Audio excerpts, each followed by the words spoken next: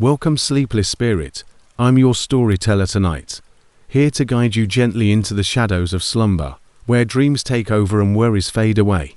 Before we begin, don't forget to like this video and subscribe for more bedtime tales, whispered just for you.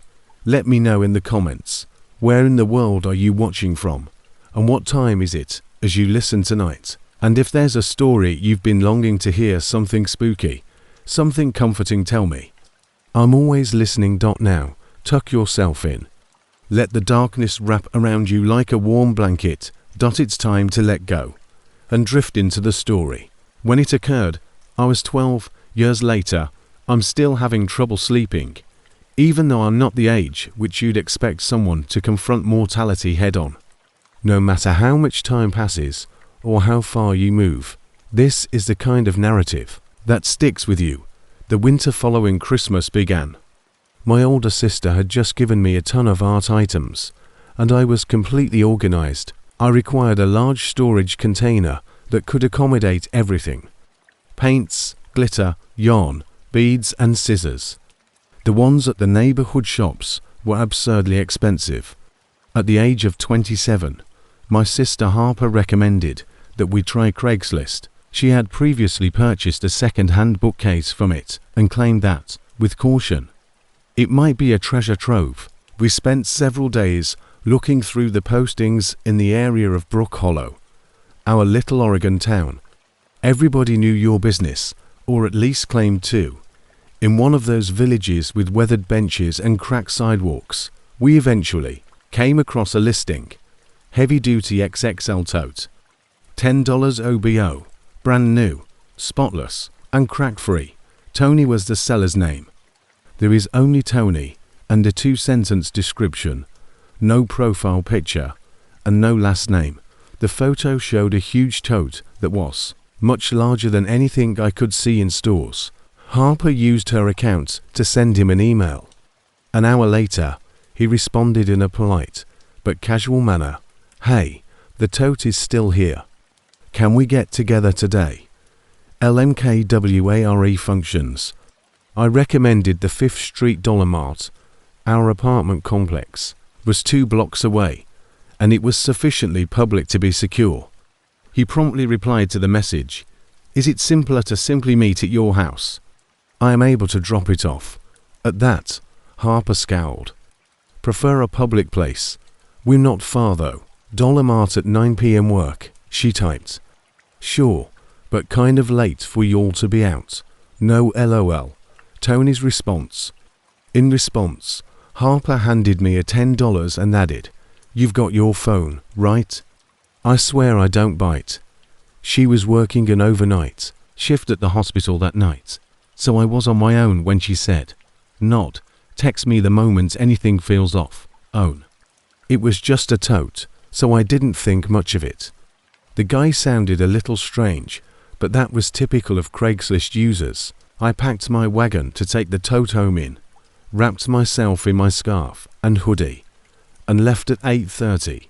By 9:00 p.m., when a beat-up silver Kia pulled in and parked crookedly across the spots, I was standing outside Dollar Mart, which was mostly empty, except for a few stray carts and flickering overhead lights.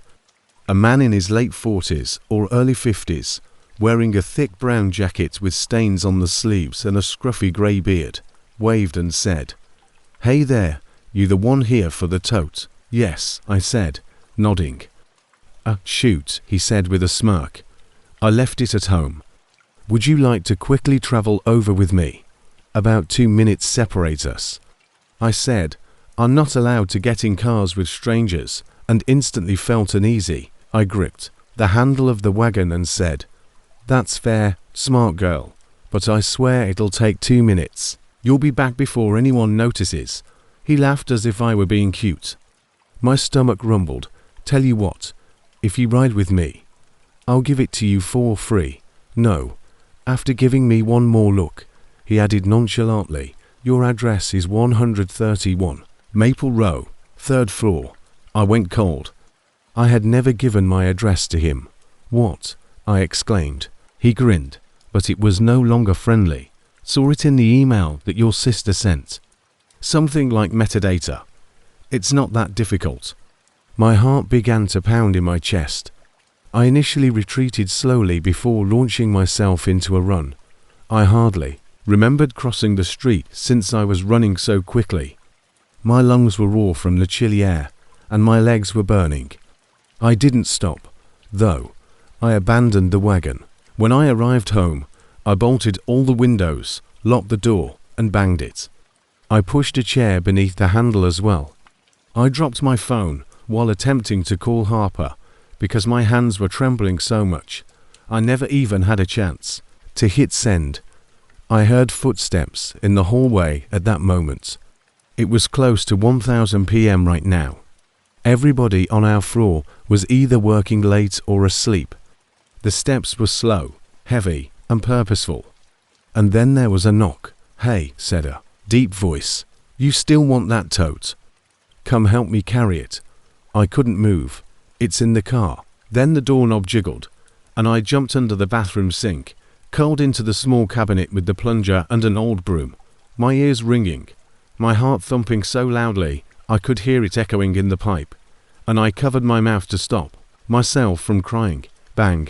I'm not sure how long it lasted, maybe 30 seconds, maybe 3 minutes, but then I heard shouting coming from outside. It was Mr. Ruiz, one of my neighbors, yelling in Spanish, and there was a loud crack like wood splitting, followed by another voice that sounded scared and angry, and then a wham like something heavy hitting the floor. The door was smashed in, the deadbolt barely hanging, and Mr. Ruiz stood over Tony, who was moaning and clutching his face with blood streaming from his nose. Mr. Ruiz held his old wooden bat in his hand, and I snatched up the broom and fled in silence. Ruiz raised the bat again, but the man rolled to his feet and fled, limping down the stairs like a wild animal. I don't know what I was thinking. I smacked Tony's leg, not hard, just enough to let out everything inside me. Tony then lurched forward, trying to grab my ankle, and I screamed and jumped back. I ran too far past the splintered. I ran past patients and nurses past here until I found the station, and I collapsed in front of it, crying, shaking, my throat raw. The nurse looked at me like I had just been attacked, and I suppose I had. I didn't even remember losing my shoes, and I didn't stop until I got to the hospital 3 blocks away where Harper worked. The staff called the police, and Harper came out in a panic, putting her arms around me. It turned out that Tony wasn't really Tony. His real name was Craig Landon, and he had a lengthy criminal history, including assault, kidnapping, and to rape charges in another state. He had been using Craigslist to entice women and girls by posing as a beer or selling cheap goods. He had previously done it, but I was the first to get away and catch him in the act. He was hiding under a bridge when the police arrested him that evening, and Harper and I packed up and moved within a week. Harper applied to a nursing program in Portland, and we never looked back. I still don't trust Craigslist, and I don't trust strange cars. My uncle gave me a 2000 beige Toyota Camry, which I never liked because it was sun-faded, smelled faintly of mildew, and had this annoying ticking sound that no mechanic could figure out. But at 20, with a part-time job at the college bookstore and a few tutoring gigs on the side, I couldn't afford to be picky. To this day, I double-check every door and window at night, and occasionally, especially late at night, I freeze. When I hear footsteps in the hallway, next year, you'll get something better, something cooler, I told myself often. At least in my mind, a Dodge Challenger was better, but my wallet had a different idea. As a result, I decided on a more realistic goal, a respectable, clean, and quick Ford Mustang.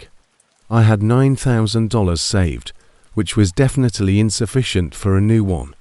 My friend Lucas swore by Craigslist, saying, "Just filter the scams, meet in public, and don't bring cash until you're ready to sign." It was easy for him to say, but I spent weeks searching through used car lots, Facebook Marketplace, and Craigslist, which always gave me strange vibes, even when I used it to buy a used PlayStation years ago. Got a $800 mountain bike for $150 off the website and had no problems. That leads me to the advertisement. On a Wednesday at 11:30 a.m., I was working grudgingly on an economics paper in the university library when I opened Craigslist again out of boredom. The ad had been posted 7 minutes beforehand. The advertisement featured a few grainy but realistic-looking photos. The license plate was blurred out, and the interior looked immaculate. My gut told me it was too good to be true, but my head told me to call right away. 2014 Ford Mustang GT manual, $34,000, me. Black on black, one owner, $10,500, no trades, need gone ASAP. I almost dropped my phone. I tapped the number and it rang, then voicemail. A few seconds later, it rang again. Hey, this is Rick, Mustang guy. Yeah, I just saw your ad. Crazy. He laughed and said, you sound like a young guy. This car is perfect for you, man. His tone seemed overly upbeat, but I ignored it. He told me that he was moving to Oregon in a week, and that he needed to get rid of the car quickly because his wife no longer wanted to drive a manual. You're fast, he said. I typed in, not bad. Little town called Pine Hollow, 45 minutes from you, maybe an hour with traffic. How far out are we talking? He asked, referring to his second property, which was outside of town. We decided to meet at 5:30 p.m. and I texted Lucas to be safe. I'm going to check out a Mustang in Pine Hollow.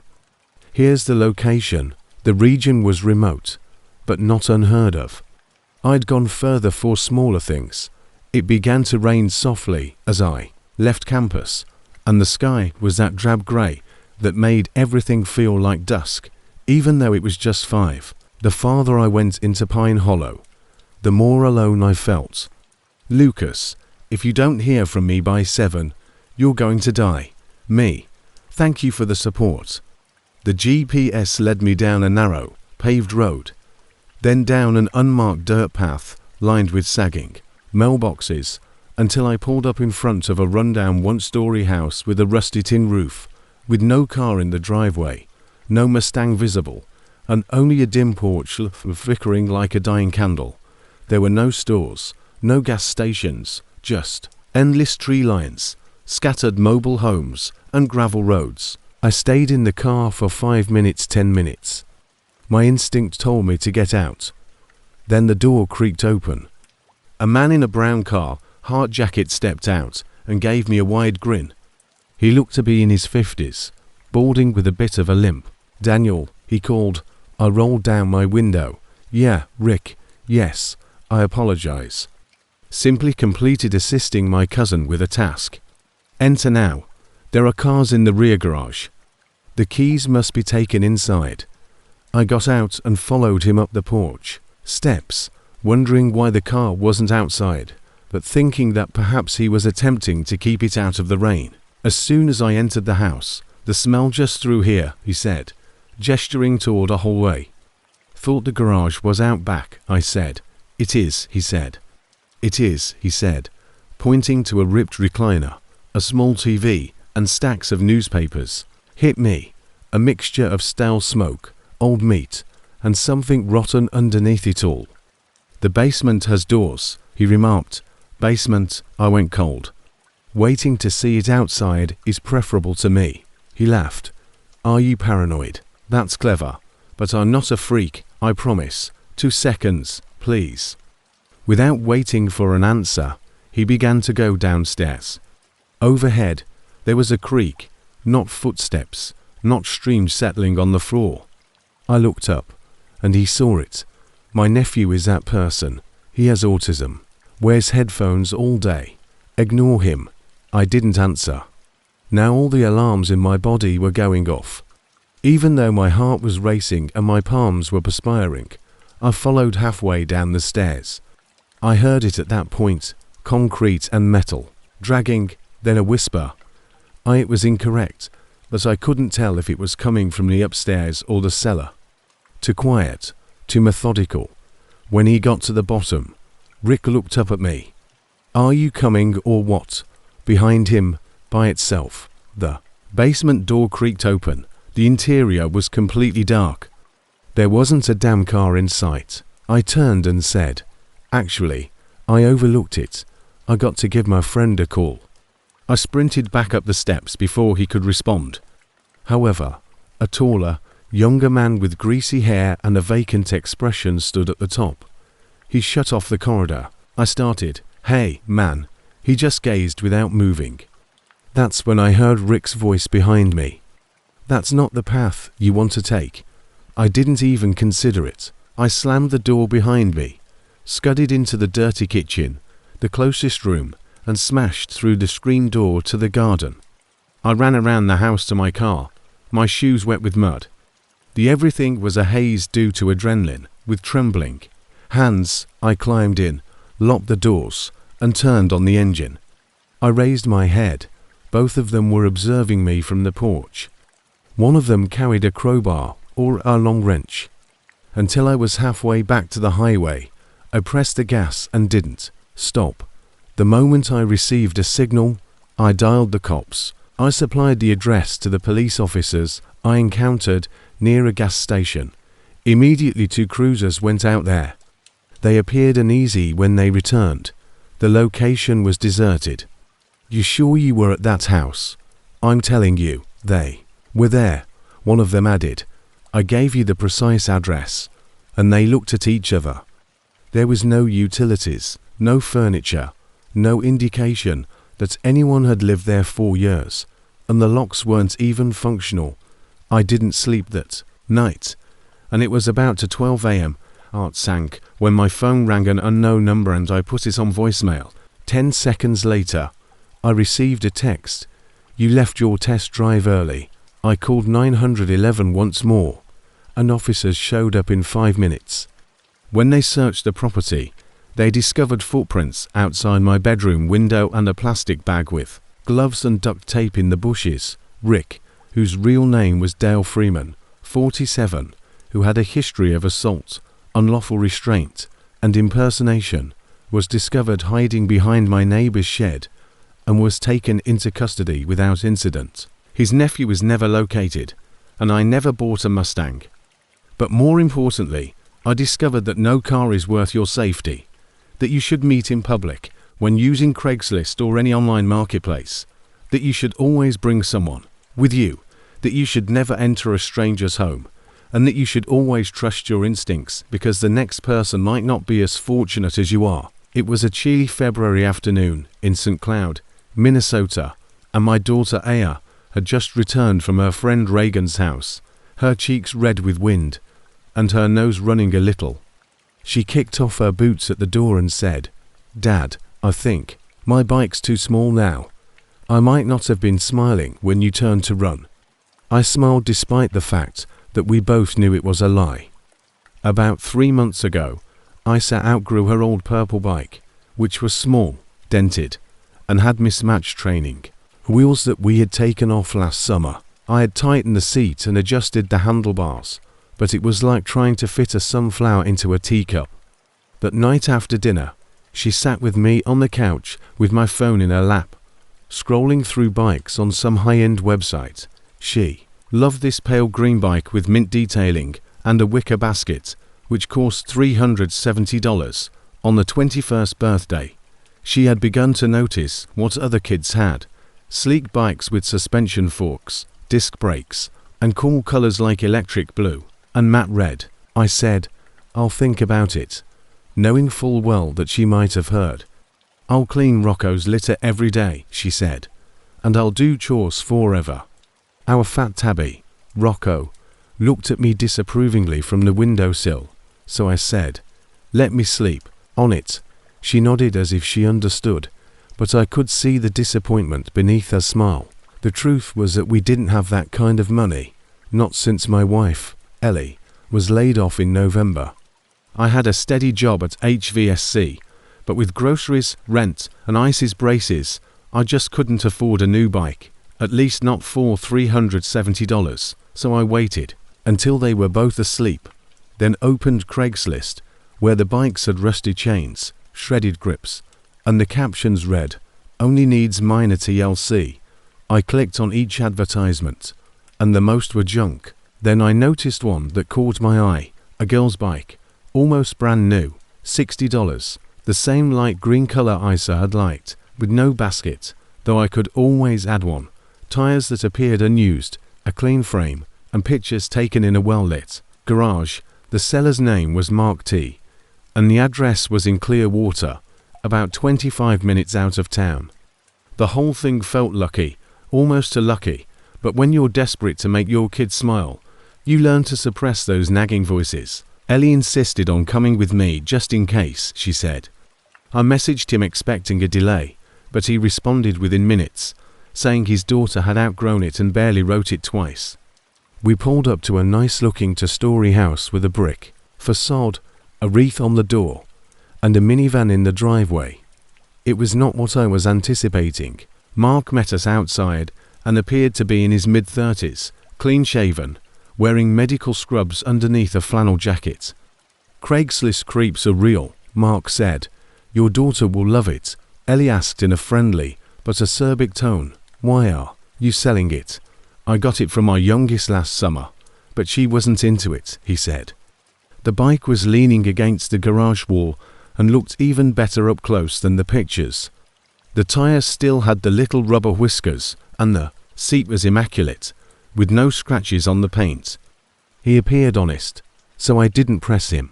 We paid him cash, put the bike in the trunk, and drove off, giving it to her the next Saturday, her birthday, after which I took her outside, had her put her gloves over her eyes, and said, "All right. Look now. Is this the one I showed you?" She squealed. "It's not quite, but it's close enough," she gasped. "Thank you," she said, throwing her arms around me and sobbing. "Thank you, thank you." Ellie looked at me like I had just saved a puppy from a river, and she whispered, "She's going to remember this forever," which I hoped she would. The following few weeks were blissful, and Isa rode that bike non-stop after school, on the weekends, and even in light snow. It was dumb and wholesome, like real childhood, until the Sunday that ruined everything. It was early April, still brisk, but warm enough that you didn't need a coat. And Isa and Reagan were riding in the cul-de-sac, while Ellie and I were finishing up lunch. She had made up a routine where she and her friend Reagan would pretend to be delivery drivers bringing packages to Fairyland while riding in loops. I heard the scream, a tearing animal sound, and in a matter of seconds I was outside, Isa curled around her leg, screaming. In the street, Reagan standing motionless, pointing at the ground, and I felt my stomach twist as I reached her. Blood was accumulating on the pavement, and there was a gash on her left thigh, just above the knee, that was wide enough to reveal the white of muscle underneath. She was trembling, her teeth chattering, and the flesh was ragged and split, as if it had been pulled rather than cut. "Oh my God, Isla, Jesus, hold on, baby." Trying not to faint, I muttered, "What happened?" I followed Reagan's finger and saw that one pedal was on the ground. The metal twisted and shattered. The other was still attached, but the end had snapped off jaggedly like broken teeth. Reagan pointed again, and the pedal broke, cutting her. Ellie sat next to Isa, and I was silent the entire time.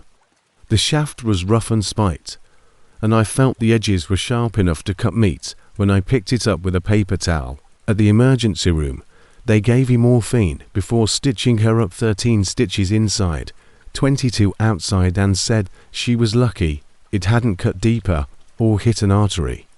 Holding her hand, I walked into the corridor when they wheeled her in for clean-up, and began to shake, not out of fear, but out of rage because I knew I had been duped.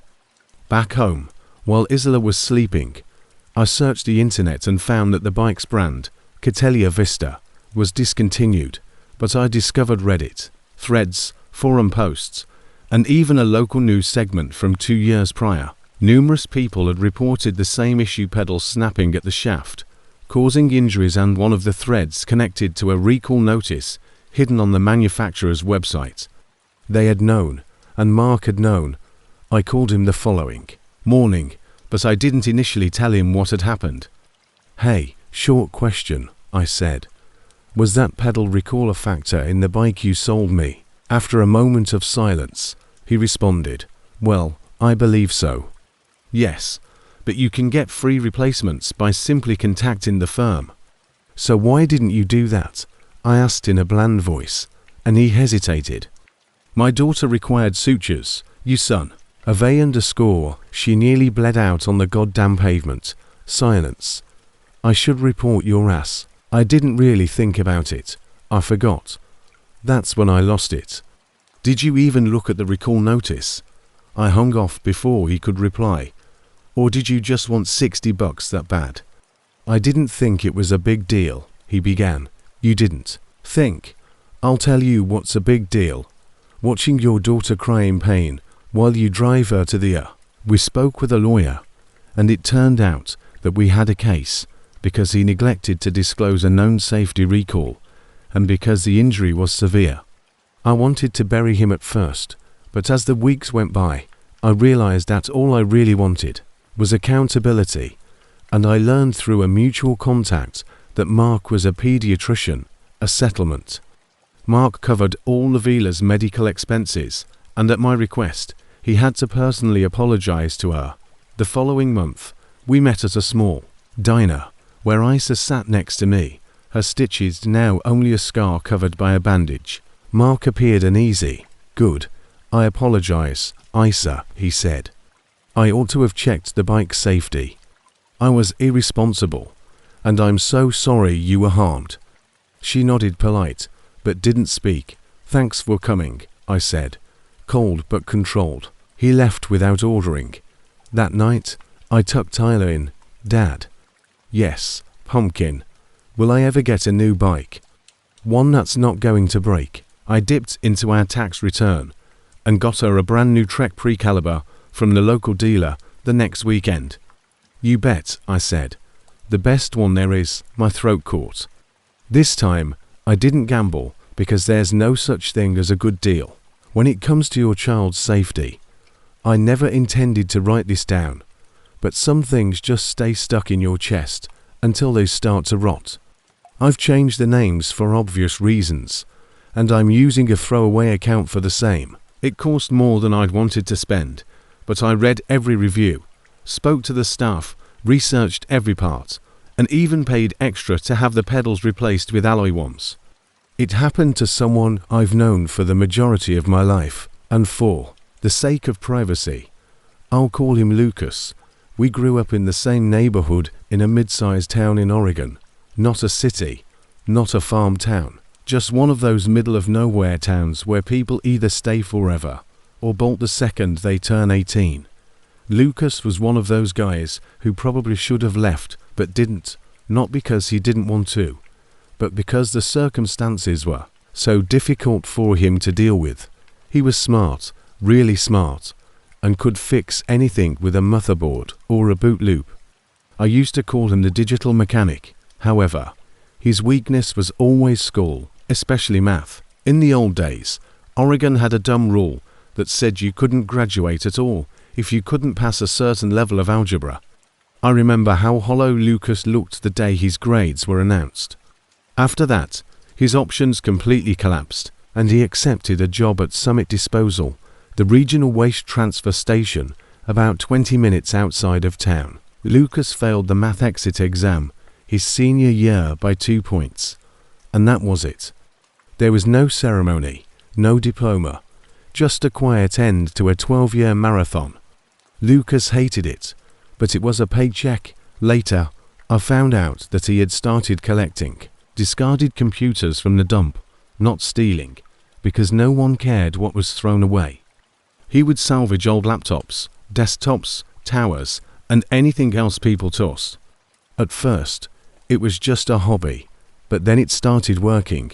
That's where trash trucks dropped their loads before the big rigs hauled them off to the landfill. If you bought a laptop in the last 3 years, it probably went through Lucas' hands. He was good, like really good. He could take a junked-out ThinkPad and turn it into a gaming setup. He sold them on Craigslist and Facebook Marketplace, and word quickly got out. He never overcharged people. In fact, He frequently sold them for less than their true value. He stayed at the dump job since it kept the computers running and allowed him to work under the radar, but things changed in April. And that's when he found mine.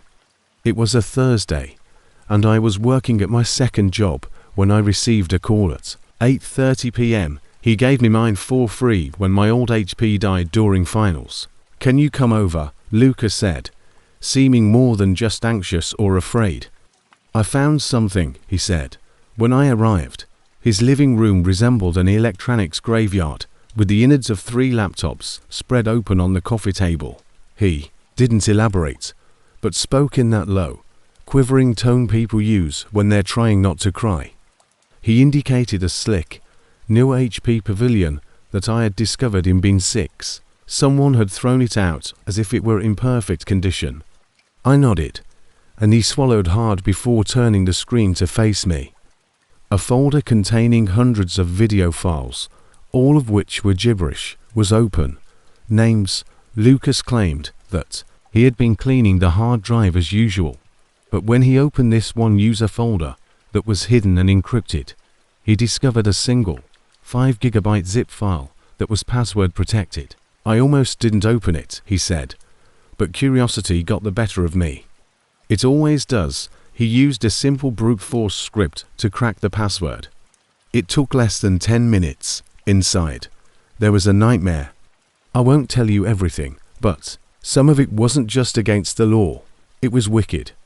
There were children, violence, and maybe even murder. Lucas barely saw enough to know what it was, and then he closed the lid. "I didn't download this," he kept insisting. "I didn't. I didn't even know. I trust you," I said. "I'm screwed," he murmured. "It's illegal just to have this. What do I do?" We debated 4 hours. He was shaking pale and closed as if it had scorched him. It would be impossible for him to simply enter the police station and declare, "This laptop is mine." That'd be a one-way ticket to prison. And it didn't matter that he didn't download the files. Possession is possession. Then I had what I thought was a clever idea. Why not leave it anonymously? I said, "Wrap it up. Write a letter outlining the events. Put it in a location where the police can find it. Give it to them." Lucas hesitated. "They'll find out," he said.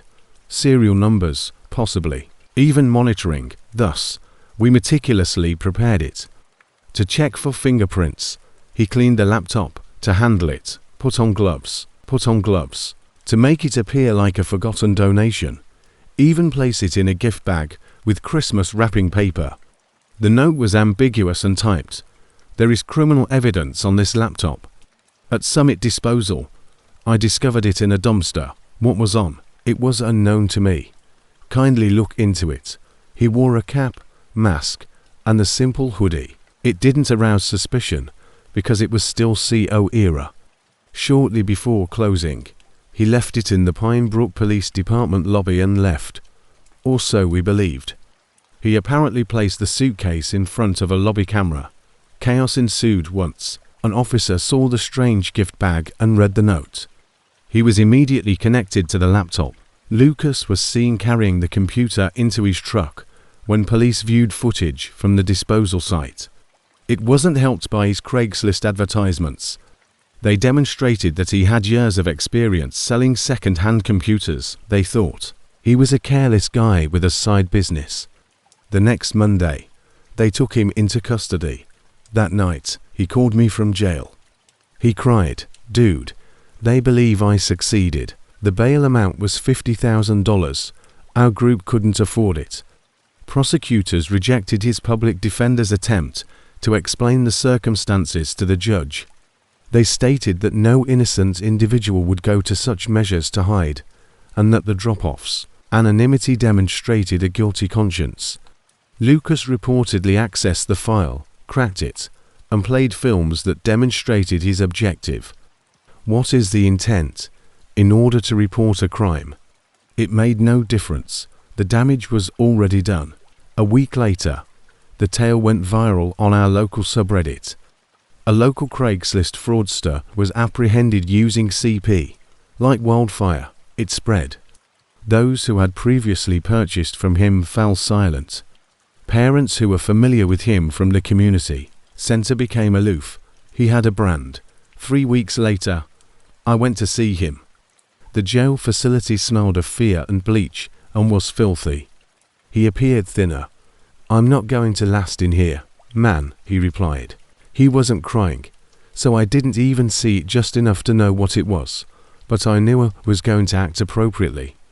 He appeared none now, so I tried to help by contacting local lawyers, posting anonymous messages on forums, and describing the scenario without naming anyone in order to get legal counsel.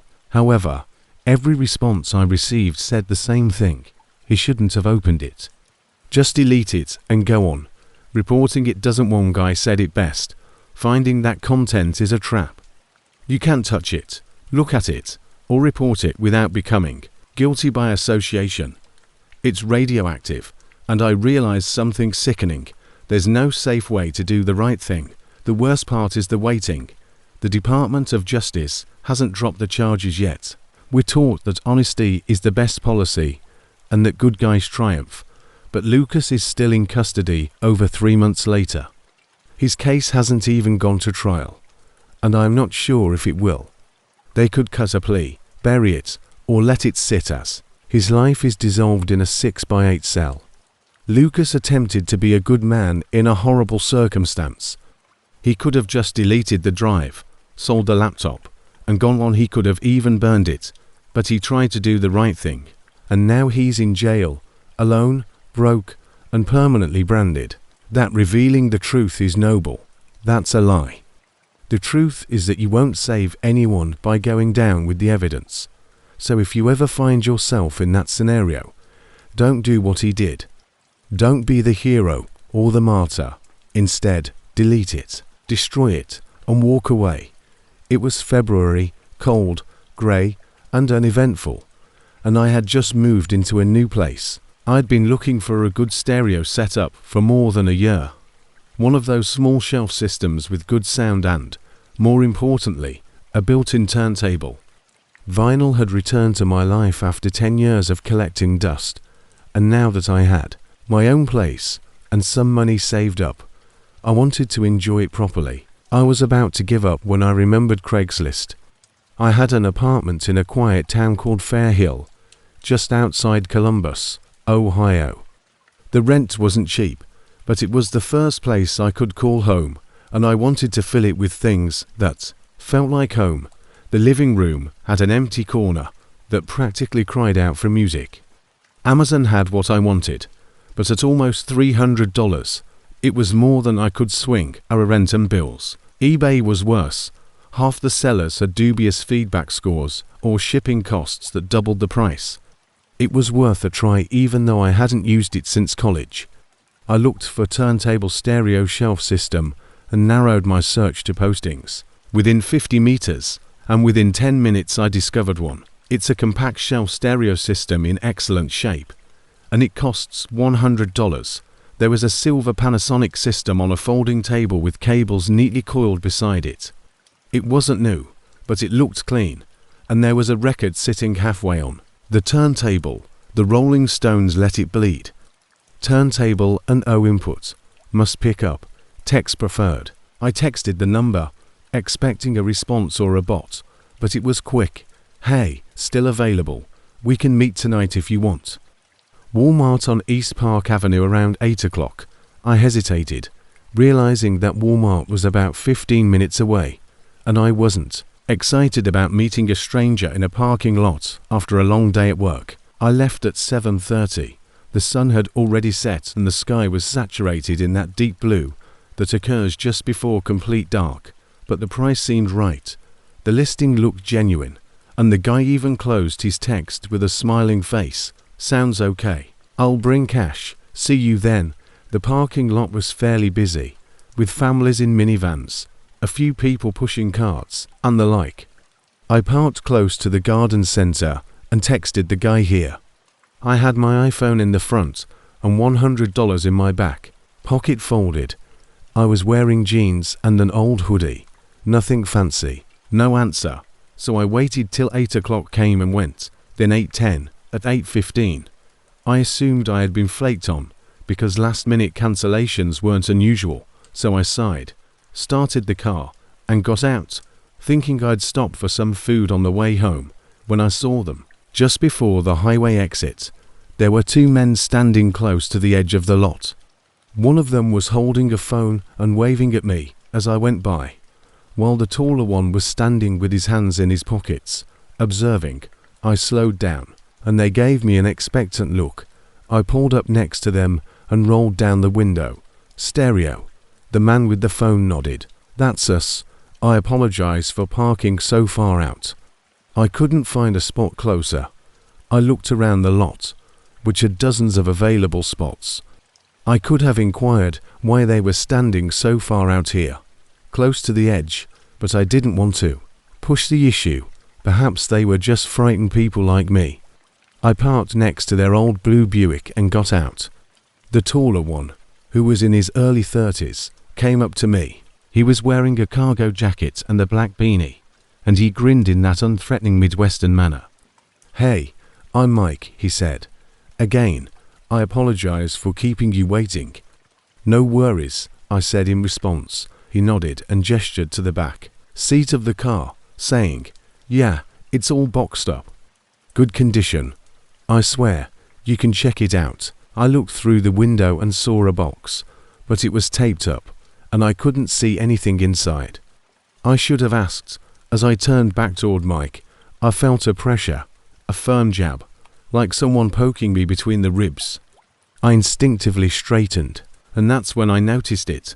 Mike had a gun aimed at my stomach, not waving it, not shouting, just holding it there. I should have insisted, but instead I nodded, calm, controlled. I opened my mouth to say something, but his eyes, which were cold and neither wired nor manic, stopped me. "Easy," he said. "Wallet, phone, cash." The other man behind me drew closer, but remained silent. I tried to breathe and think. Mike went on, "We don't want to hurt you, so don't make any sudden moves." I slowly reached for my back pocket and handed him the cash. "Thank you," he said, like it was just another transaction. I stood there, heart hammering, willing this to be over. Then he said, "Phone, too." That stung more than the money, so I froze. I reached into my front pocket and handed over my brand new iPhone, which had family photos and some personal films that I hadn't yet backed up. "Good," he continued. "Now turn around and walk to the store. Don't turn around."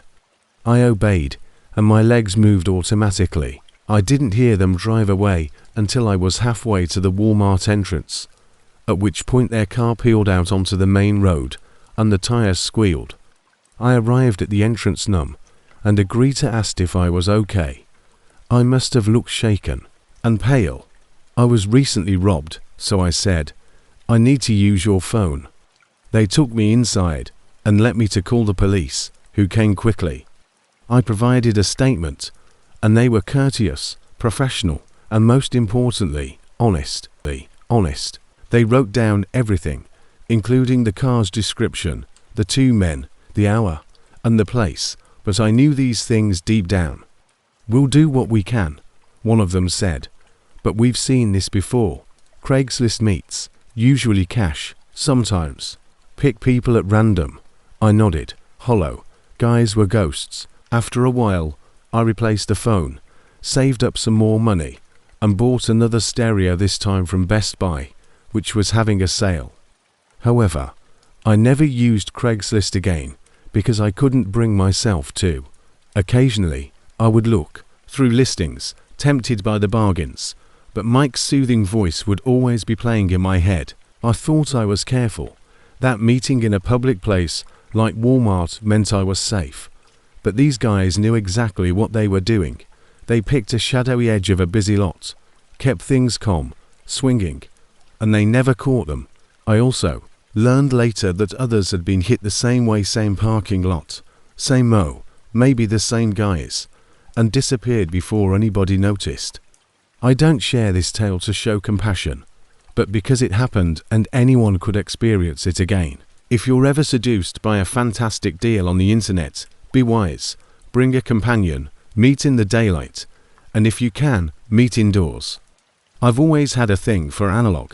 There's something reassuring about the sound of a VHS tape being devoured by a VCR, the static before it catches, the grainy image warming to life. Call it nostalgia. I call it a hobby that got a little out of control. Don't carry more than you can afford to lose.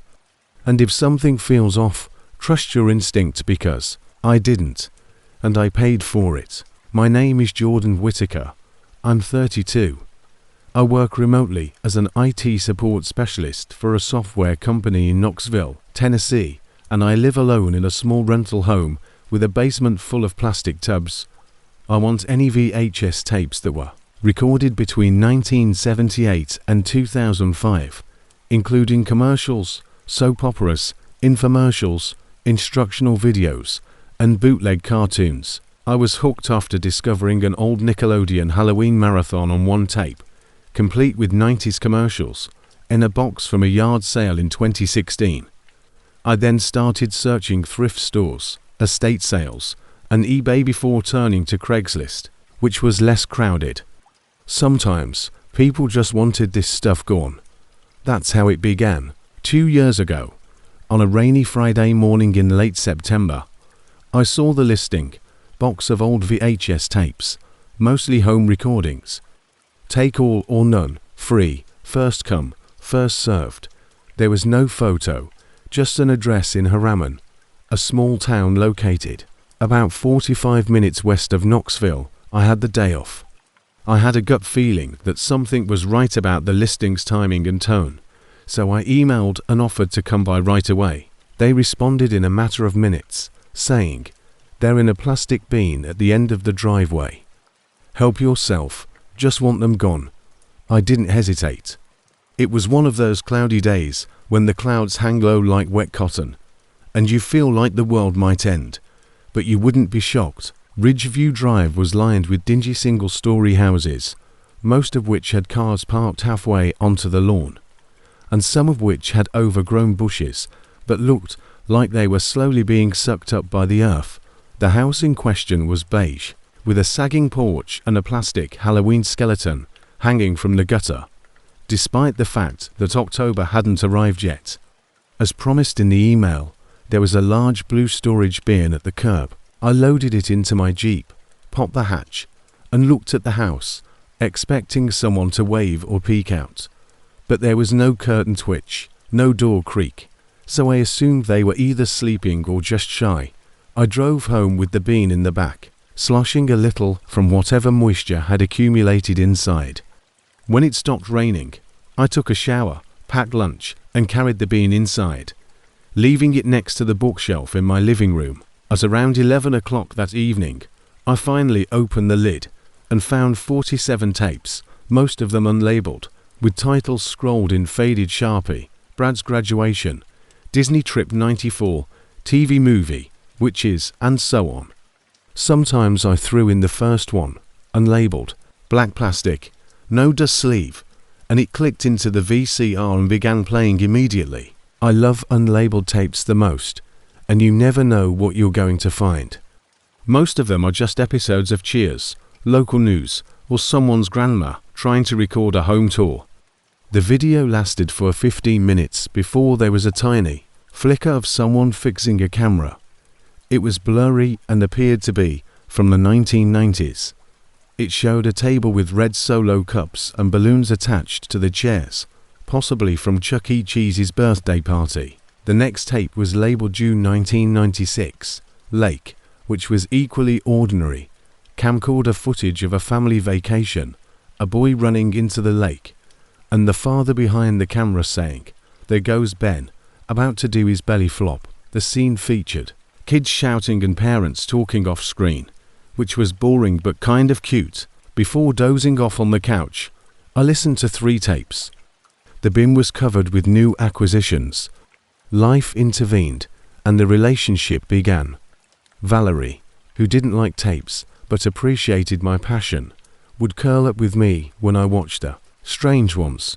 We would joke about people's hair, laugh at old commercials, and occasionally feel uncomfortable by how strange the past appeared. She discovered the blue bin one Saturday in early summer while tidying the closet. Did you ever finish looking through this one? We had this unwritten ritual of watching a few tapes after supper every Saturday. She asked. I had completely forgotten it. Nope. Do you want to explore it? Hell yeah, she said with a smile. We selected 5 unlabeled tapes and prepared popcorn.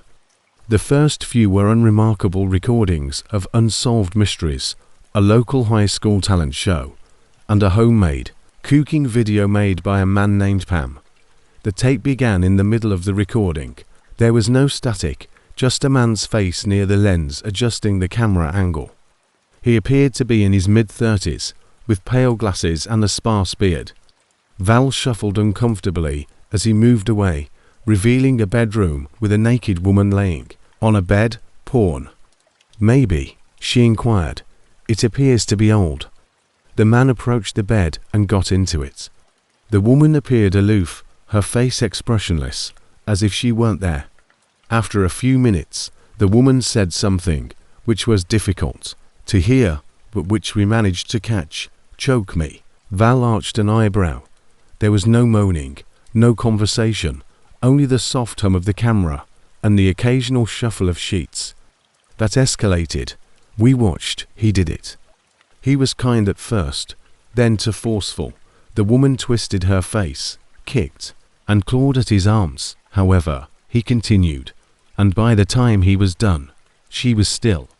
Neither of us spoke, and the man rolled off her, staring, shaking her shoulder, saying her name a few times, and then panicking. I could hear the desperation in his voice as he began to shake her more violently and repeatedly slap her. Oh my God, Val whispered, and I reached for the remote, but didn't press anything. The man started crying, and after a minute he remembered the camera and got up, walked up, and slammed his hand over the lens. Static. We merely sat there in quiet while I deleted the tape right away. At last, Val murmured, "That was real. It seems genuine." The sound of the woman's feet kicking on the mattress and the man's terrified voice, which wasn't acting, made me feel ill. We should call the police. I wanted to fight. Claim it was phony. A student film. R2's bullshit. I didn't sleep that night, and when I went to contact the person who gave away the bean the following day, the Craigslist listing was gone. So I checked my email. Not yet, she answered. What if it's fake? We'd look like fools. I made a duplicate of the tape and took it to the Knoxville Police Department, where I informed the police that their address was a one-off burner with no phone number. I even traveled back out to Harmon, where the house was boarded up, abandoned, and had a for sale sign outside. Officer at the front desk, what transpired. After taking my statement, they promised to review the video and get in contact. Weeks later, Val stopped visiting, claiming the tape haunted her and that she couldn't sleep because she kept hearing that gasping sound. One night, she called me in tears. Every time I close my eyes, I see her face. We eventually stopped talking, and it has been over 2 years since the police never called back. I followed up once, and they claimed they were looking into it, but I never heard anything more. I continue to gather tapes and go through occasionally. I imagine that the woman in the tape was never found, that her family is still perplexed as to why she disappeared, and occasionally I wonder how many more like her are out there, forgotten on a shelf, but I never watch them alone anymore. I still buy them from strangers on Craigslist, but I never watch them alone anymore. I keep that tape in a separate box in the basement, far from the others. Maybe this part of me hopes it will be useful someday. Useful someday. It began with heartbreak, not the loud, quiet, hollow kind. The kind that creeps in slowly and settles behind your ribs like a brick. I had just finished a 14-hour shift rewiring half of the VCR when I noticed that their final moments were captured on tape, and every time I put an unmarked cassette into my VCR, a small part of me braces for static, because some moments were never meant to be captured. I didn't want to go home, not to that empty one-bedroom apartment off Keystone Avenue, where silence pervaded every corner. A few months prior, my fiancé had left no cheating, no screaming match, just a slow unravelling that left me more numb than angry. My shoulders hurt, and my boots were covered in drywall dust. That Friday night, instead of collapsing on the couch with I didn't go there looking for anything, I swear on my life, I just wanted a beer, maybe two, and I was halfway through my second pint, scrolling through Craigslist ads for used tools on my phone, when a folded napkin slid across the bar. I ducked into a dive bar 2 blocks from the job site, surrounded by sticky floors, low lighting, and a battered jukebox playing 90s grunge. That's perfect. Wayne, whose name I dimly remembered from previous trips, waved toward the far end. A girl sitting by herself, wearing a red sweater, black pants, and pale blonde hair, looked up, met my eyes, and smiled. I glanced over my shoulder, convinced it wasn't for me, but she gestured to the napkin and asked, "Is this for me?" She nodded once more, and her smile returned as I mouthed and pointed foolishly at myself. Expanded slightly, the message was straightforward. "Hey, it seems like you need some company. Do you want a booth?" Am I hesitating? I thought it was a joke, but something about her seemed sincere, self-assured, calm, and not flirtatious. I'd been the victim of enough stupid antics growing up to know how this typically ended. After taking a deep breath, I approached her and asked if she would mind if I sat down. She smiled and said, "I asked you, didn't I?" We moved to a booth at the back, and as the music faded, she introduced herself as Maya, a 26-year-old graphic designer who mostly worked as a freelancer. I introduced myself as 31-year-old electrician Ian Keller, still wearing work boots and smelling faintly of copper and sweat, because she had just been snubbed by someone she met online and didn't want the night to be a complete waste. She didn't seem to mind, and we had the easiest conversation I'd had in years for 3 hours, discussing movies, music, places we'd been, and silly things we'd done as kids. She drank whiskey while I drank beer. She laughed at my jokes, and I could see her eyes light up whenever she talked about something she loved. I kept waiting for the punchline, but it never came. At midnight, she leaned in and said, "Want to leave?" I didn't hesitate. "Yeah," she said. She lived nearby but suggested we go to my place. "Safer that way." She was joking. It was a quick walk. The air had cooled off, so I offered her a hoodie, which she put on silently. I gave her a drink once we were inside, simply some leftover cans of Coke and some rum. We continued our conversation while we sat on the couch. The dialogue became closer and softer. I won't go into too much detail. That isn't the point. I'll say this instead. It had been months, perhaps years, since I felt so alive. Together, we dozed off. The place next to me was cold when I woke up. The slight smell of her hair was still on the couch pillow. On the sofa table were 2 empty bottles, one with a smeared rim from lipstick. She was authentic. I spent the entire day grinning foolishly. That evening, I returned to the bar in the hopes that she could return. She didn't. Wayne only shrugged when I inquired if he knew her. Occasionally comes in. Never alone. Weeks passed. I continued to browse Craigslist, this time not for tools, but for something else. I eventually located it. A connection was lost. A red sweater at Danby's Tavern. You were browsing Craigslist ads and sipping beer. I handed a note to you. We had a night to remember. I hope to see you once more. If you recall what we drank, please respond. I responded in a matter of minutes, mentioned the hoodie, provided her name, and ordered a drink. 2 days later, the response arrived. I believed I saw a vision of you. See me at the same pub at the same time on Saturday. That week, I didn't get much sleep. It was Saturday. I arrived early. My heart actually stopped when she entered. She had a glowing appearance. It was the same presence, the same grin, but something was wrong. She kept her phone close at hand, face down, and checked it frequently. I attributed it to nervousness or even a roommate dropping by. I refrained from pushing. We chatted, laughed, and drank. She recommended visiting her home. Before she could continue her sentence, I nodded. I paused to use the restroom as we were leaving. She was whispering into her phone by the front entrance when I emerged. Before she hung up, I heard her final words. I froze. Yeah, he's coming. A strange shiver ran down my back.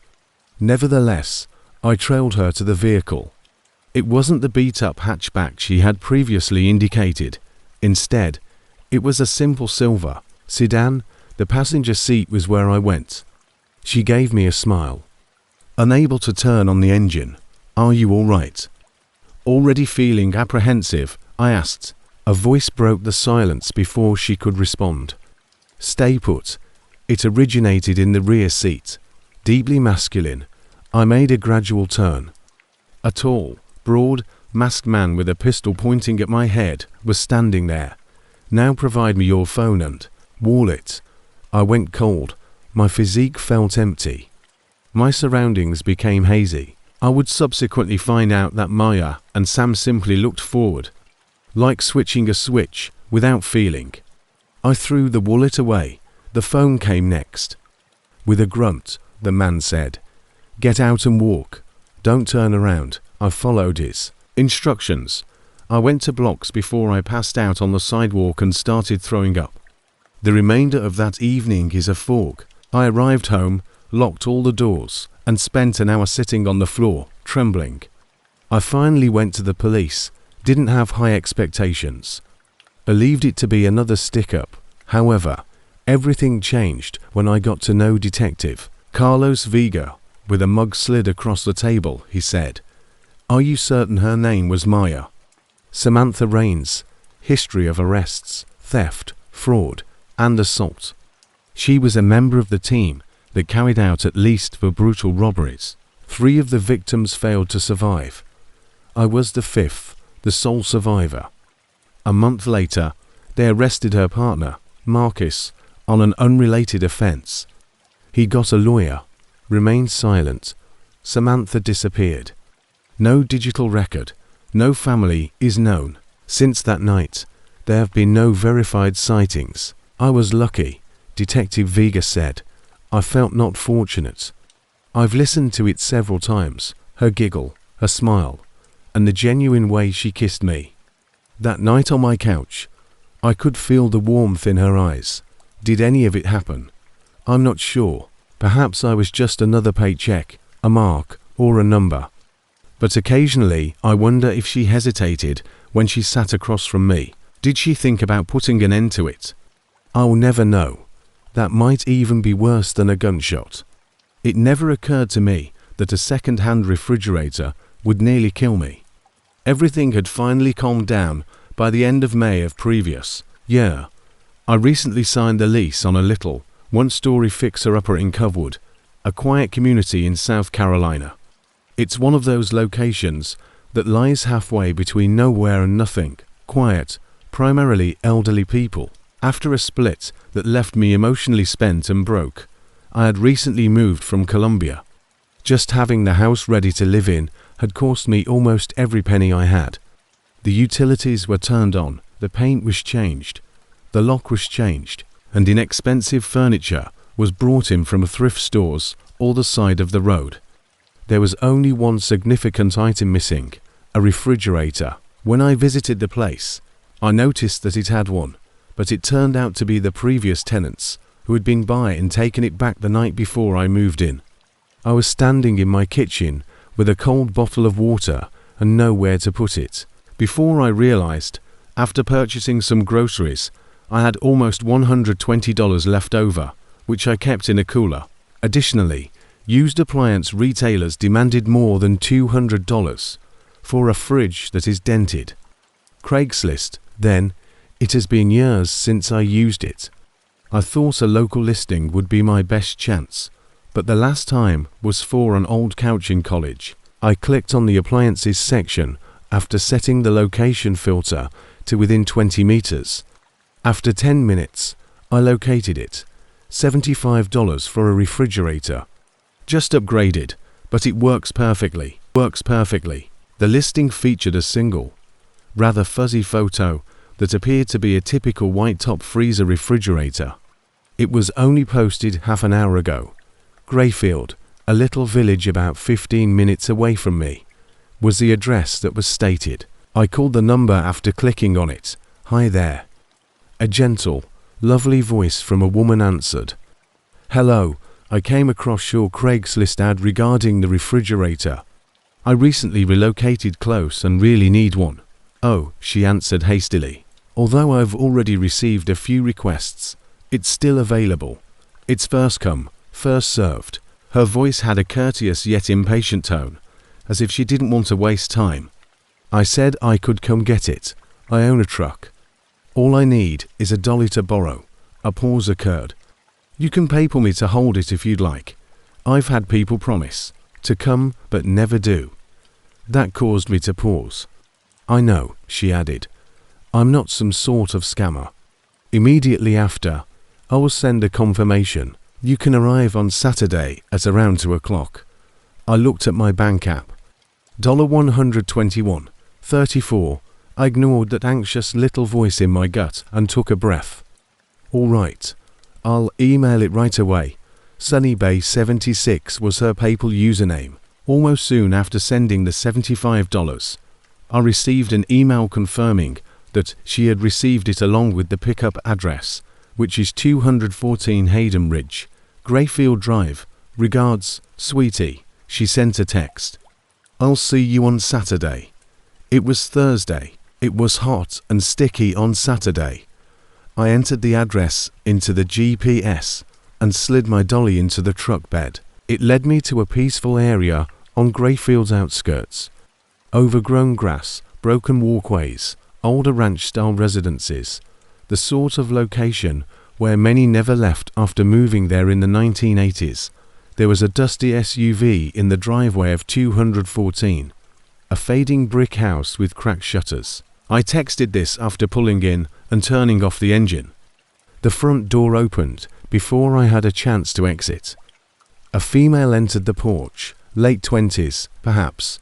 She wore a tank top that had seen better days, little cut-off shorts, and long brown hair in an untidy ponytail. She called out with a smile. "Hey, you must be Emily," I said. "Yeah, that's me," and reached for the dolly. I followed her inside and said, "You're Sunny." "Yeah, I am. Come on in." The place was cleaner than I had anticipated, with a scent reminiscent of dryer sheets and lavender spray. It was comfortable but not ostentatious. There was an L-shaped sofa, a large TV, and several framed movie posters in the front area. No obvious red flags, no clutter. We struck up a conversation. She said, "So, you just move around here?" Covewood. "Indeed. I needed a refrigerator before all of my groceries went bad, so I got a small home," she said, laughing. Then, from behind us, a man's voice remarked, "The refrigerator is in the garage. I feel that. I lived out of a cooler for a week once. Worst time of my life." I turned and gave a little start. A man was standing in the doorway of the kitchen. He is a large man, about 6'4" or 6'5", 250 pounds, bald, and has tattoos all over his arms and up his neck. Just looked, without a grin or nod. "This is John, my boyfriend. He'll show you the refrigerator. I have to make a quick phone call," Sunny explained. It was dark, with only a faint spill of light from the open house door behind us, and I turned to John and forced a smile, saying, "Hey, thanks for helping." "Garage is this way," he grunted and gestured through the kitchen, and I followed him into a side door that led to a laundry room and then into the garage. He pointed across the garage, and I squinted as he said, "There." The refrigerator sat against the far wall next to the closed garage door, and I could hardly see it. The garage smelled of dust, motor oil, and something plasticky. I inquired, "Is there a light in here?" "Bulbs out," he questioned. I dragged my dolly forward and took maybe 3 steps inside when I looked down, saying, "Haven't fixed it yet." Almost neatly, The floor was covered with translucent plastic sheeting that was spread level and tucked into the corners. I had disregarded that instinct on Thursday. It came alive with a roar. I halted my motion. From the rear corner came a shuffling noise. It had the feel of something faintly rubbing across plastic. I took a sidelong peek. Behind me, John's shadow stretched far and wide. He was still standing. "The plug is where?" I inquired abruptly. "Want to make sure it runs," I said, trying to sound informal. He responded bluntly, "It works." My heart thumped, and I backed up a little. "I actually think I left my ratchet straps in the truck," I added hastily. "And I'll be right back." John took a step a little off center. "You can use ours. I have some here." He made a vague gesture toward the wall next to the refrigerator, but I didn't look and instead ran not a run, but a very quick stroll past him and into the kitchen through the laundry room. Without even looking at my dolly in the driveway, I jumped into my truck, shoved the keys in, and started down the street, my hands shaking and my chest feeling like it may burst. I didn't pause to call for Sonny.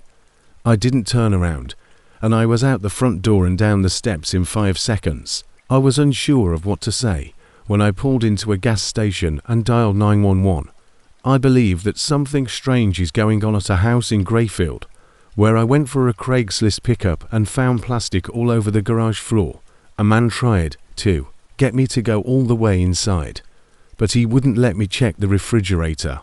There were no lights, and he wouldn't open the door. After giving the dispatcher the address after becoming frightened, I answered no when she inquired as to whether anyone had attempted to stop me or touched me. "All right, we'll send a unit to look into it," she said. "I take it you're safe now?" "Yes, I'm secure." I never received a response. That evening, I attempted to check the Craigslist ad once more, but it was gone. I checked her number, but it was disconnected. I googled the location and found nothing out of the ordinary. I told a couple close friends and they reacted the same way. Jesus, that could have gone really wrong.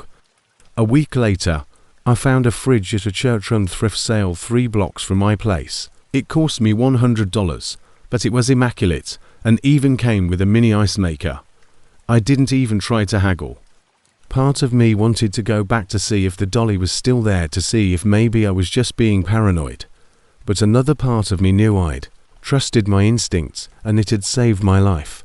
I'll never see the $75 again, but that's okay, because it was worth every penny to avoid discovering what might have happened if I had ventured deeper into that garage.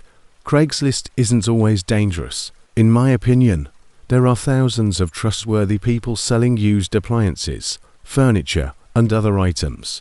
There are things more important than a good deal, like staying alive. I never liked Craigslist because it always seemed a little too anonymous, a little too exposed, like opening your front. However, not everyone on there has good intentions, and sometimes the bad ones know exactly how to hide in plain sight. If you're going to meet someone, bring a friend. If you can, meet in public. Trust your instincts. If something feels wrong, just walk away. But in the summer of 2016, we had just moved into a new house in a quiet, wooded, dispersed neighborhood outside of Springfield, Missouri.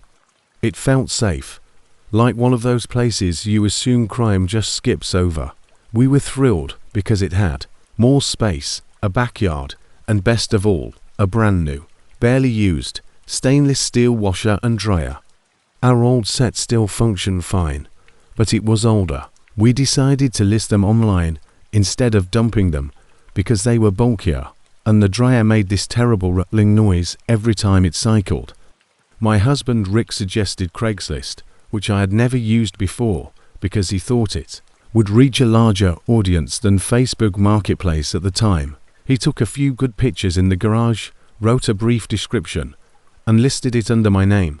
$300 for a working washer and dryer set. First come, first served. Must pick up. Some people wanted to pick it up immediately, but we had a family reunion that weekend in Kansas City. So we told everyone we were out of town until Monday, and whoever arrived first that morning could have the set. We even included our house number and advised them to call ahead of time. I know it was dumb. It seemed easy enough, and we didn't give it much thought after that.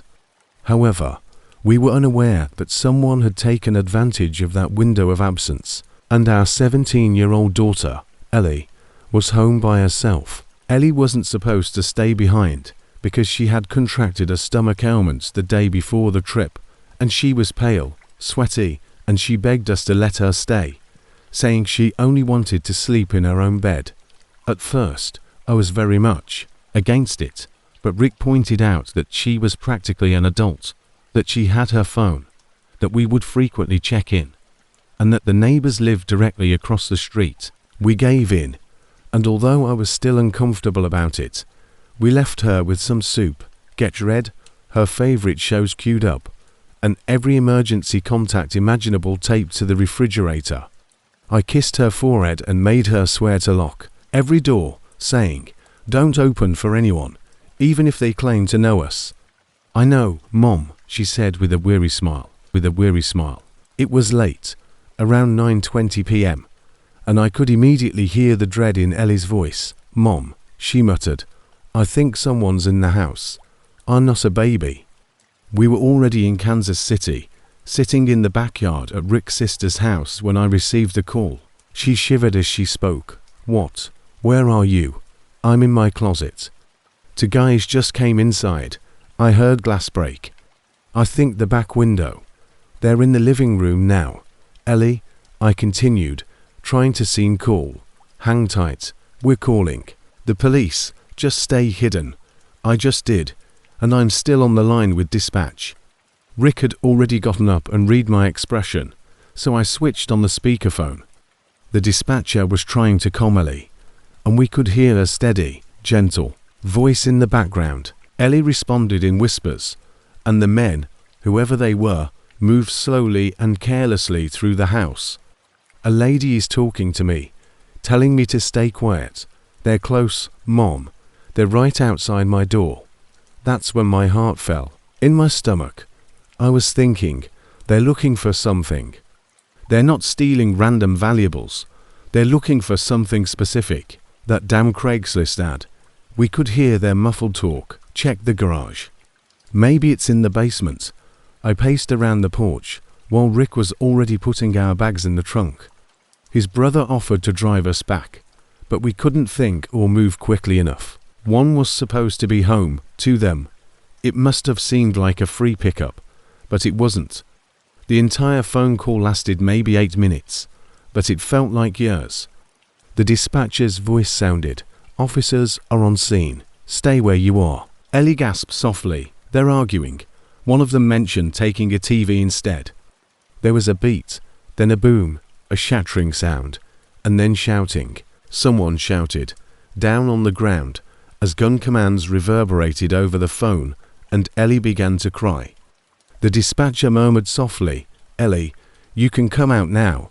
After a few more seconds of silence and thudding footsteps, "It's finished." That night, we drove home without even stopping for gas.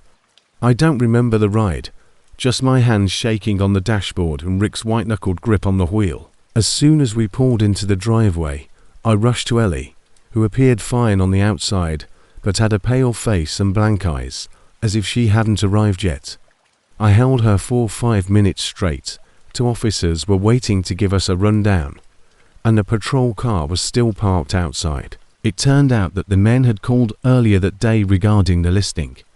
One of them even sounded perfectly normal by using a fictitious name, Brian, and asked if he could pick it up on Sunday. Rick responded that we wouldn't be in town until Monday. "No issue. I will be there right away." That call, we think, sealed the deal. Both defendants had previous burglary records, and one had a history of home invasions. According to the police, they were detained with premeditated tools, a crowbar, gloves, and even a dolly to move the machines, yet they never spotted Ellie. They were never given the opportunity. After several months, both men accepted plea agreements and were sentenced. The judge was not forgiving.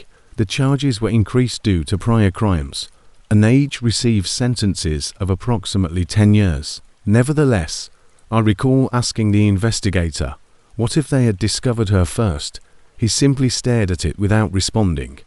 4 weeks, Ellie wouldn't even take a shower unless I sat just outside the bathroom door. We strengthened all the windows, upgraded the security system, and never used Craigslist again. The washer and dryer. A young couple, I believe newlyweds, picked them up Monday morning as if nothing had happened. Ellie began therapy soon after, and that silence told me everything. We simply smiled, gave them the machines, and wished them luck without saying anything at the time. A few months later, we actually ran into them again at Lowe's, and they remembered us and remarked, "Hey, those things still work great." I laughed. Rick did, too. Then, in passing, I told them what happened that Saturday night. Their faces dropped. The guy stared at the floor and said, "Damn, we might have been entering a crime scene at that point." It might have been worse. Every day, we hear tales of less fortunate families, women abducted, children harmed, and people who open their doors one day and never return. Sometimes, when I look at Ellie, who is healthy, happy, and in college now, I still get chills, not because of what actually happened, but because of what nearly happened.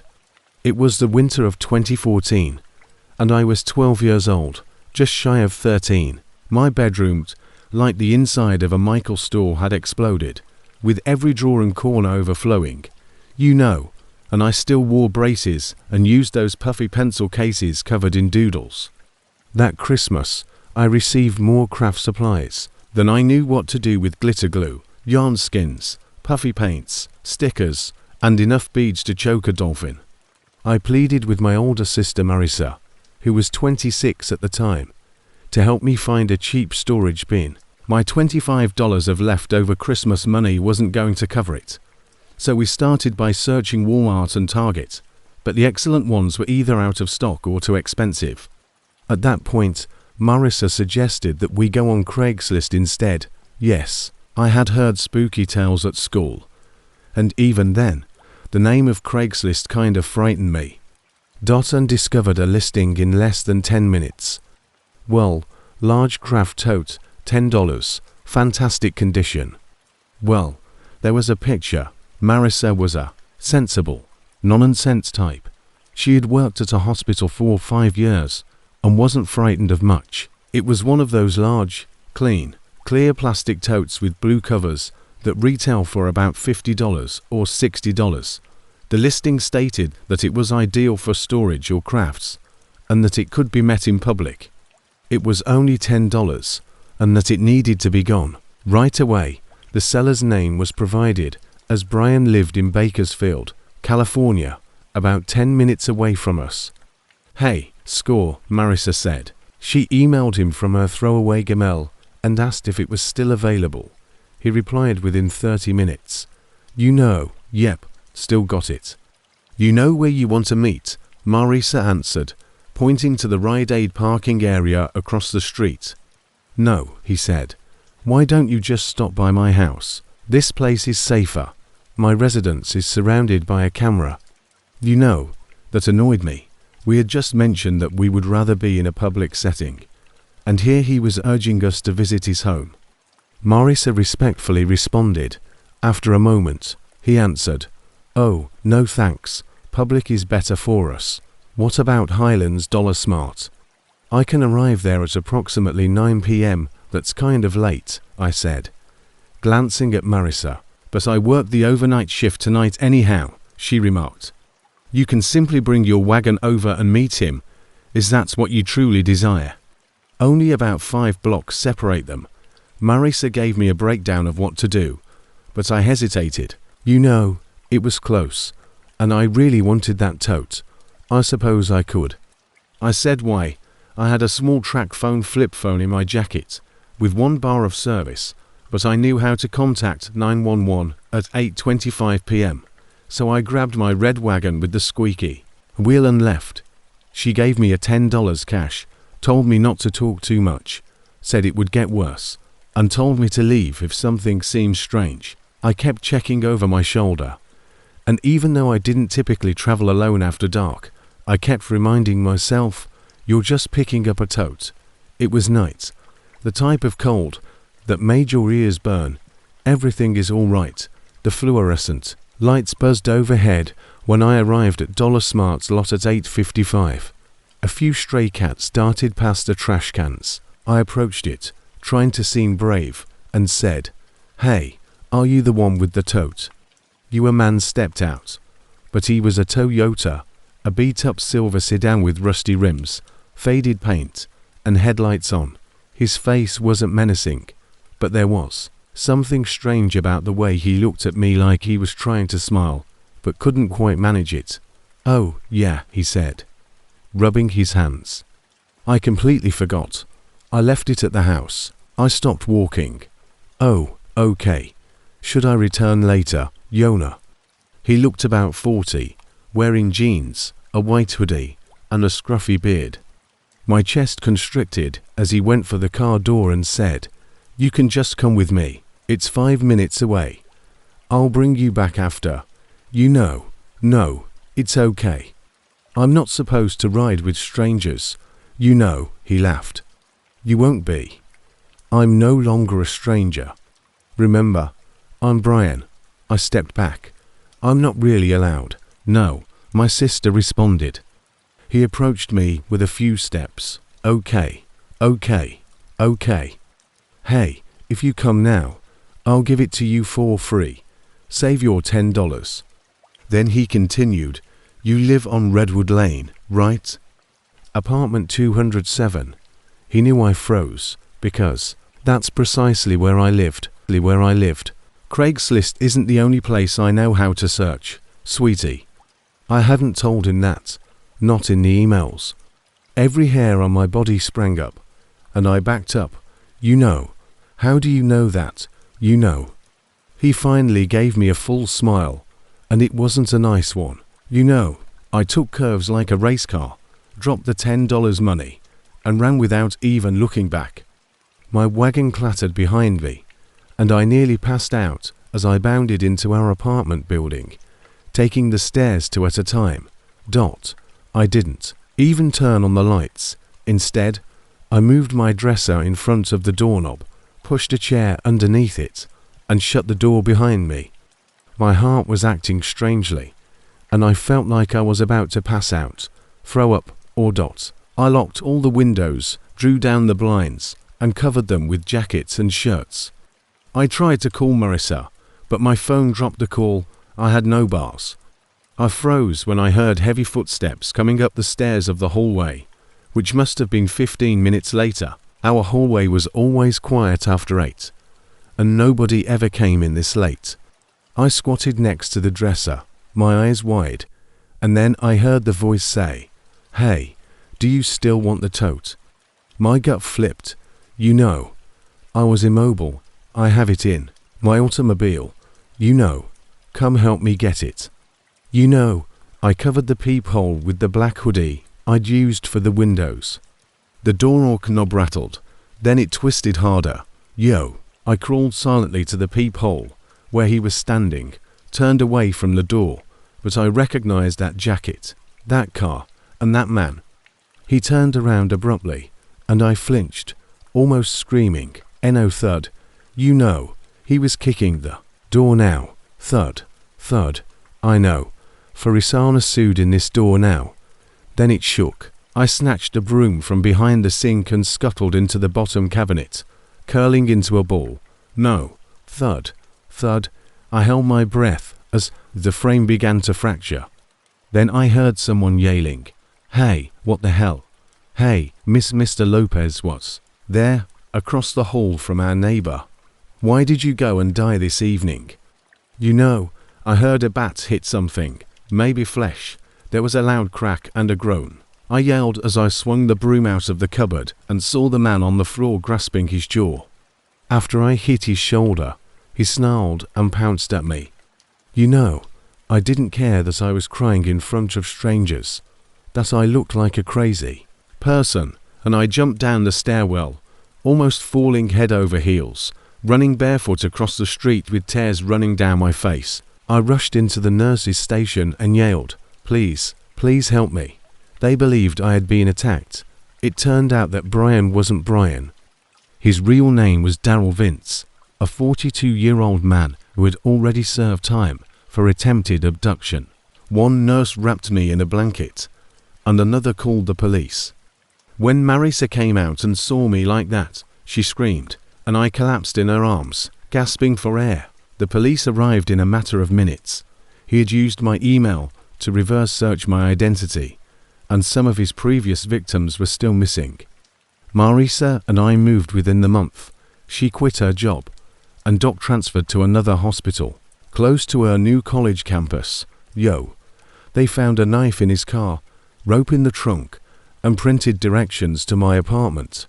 The tote kept me up for over a year after I began therapy because I couldn't sleep without the lights on. I never understood. However, I discovered a lot more valuable than $10 worth of storage space. Craigslist users should never be trusted. No, regardless of how, since monsters don't always wear masks sometimes, they just carry a tote. It appears to be harmless.